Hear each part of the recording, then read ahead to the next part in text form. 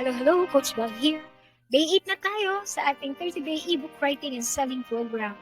And our topic focus for today ay ebook outline using the Bell method. Parang kailan lang yung day 1 tapos ngayon outline ng labanan. So this week, pasok na tayo sa letter E ng Bell method, which is express. Again, today, focus tayo sa writing in flow. Walang takot, walang pagiging perfectionist, walang overthinking na expert ba ako dito? And reminder then, you don't need to be an expert, you just need to be helpful.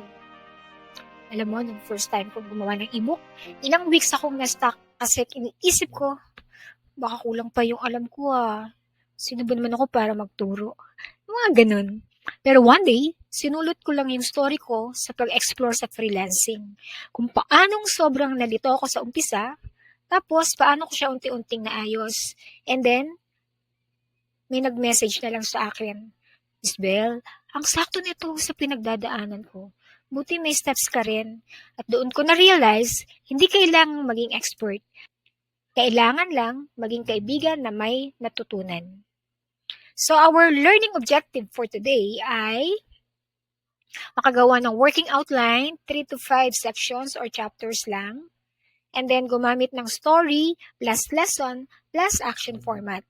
Gamitin ng Bell prompts para makahanap ng flow. At ito rin yung pinaka-importanting tool natin today. Your ebook working outline template. Pasok sa Bell method. Una, yung intro.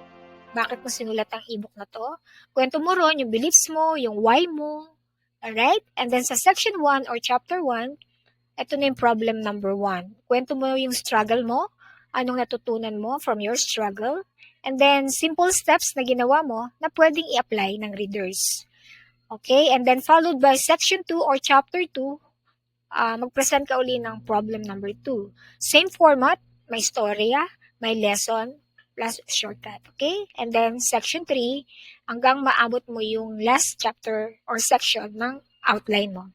Now, kung may extra ka pang kwento or tipid hack na gusto mong isama, sama mo na rin. Or dun sa last part ng ebook mo, ilagay mo yung conclusion part. Ito yung ano yung susunod, yung call to action like follow or download or join a group, anything. Okay?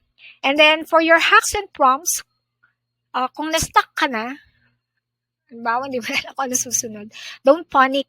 Alright? You can try this ChatGPT prompts para ma-unlock ang writing flow. And for your prompt number 1, it's like this. Help me outline my mini ebook. My topic is, and then insert your topic. I want to include 3 relatable stories and 3 helpful lessons. Now, for your prompt 2, give me a 3-section structure. Depende kung ilan ang gusto mo ha. Siguro okay na yun for a start yung hanggang 5. So, give me a 3-section structure for my ebook based on and then describe your personal struggle or transformation. And then for prompt number 3, rewrite this paragraph to sound more casual and helpful, as if I am talking to a friend. Okay? So, tip lang uli, kung nagka-writer's block ka, balik ka lang sa tanong na, ano bang pinagdaanan ko na pwedeng makatulong sa iba? Okay? And tandaan mo, walang pangit na draft. Basta totoo, may halaga yan. And sometimes, the simplest story, yung sobrang ikaw na ikaw, yung pa yung nakaka-connect sa tao. Tandaan mo yan. Okay?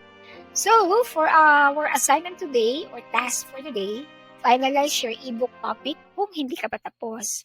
And then, gumawa ng working outline sa Google Docs gamit ang Bell template. And then, use our ChatGPT prompts for today. Alright? And then, post mo sa tracker mo. Pwede mong i-note doon, here's my outline, pakit-feedback po, coach. Okay? So, your deliverable or your finalized topic, your outline with 3 to 5 sections. And then, make sure you have used the ChatGPT at least twice, okay? So, share your outline for feedback. Alright, so wrap up tayo. Tandaan mo, this isn't about being perfect. This is about starting with heart. So, go ahead.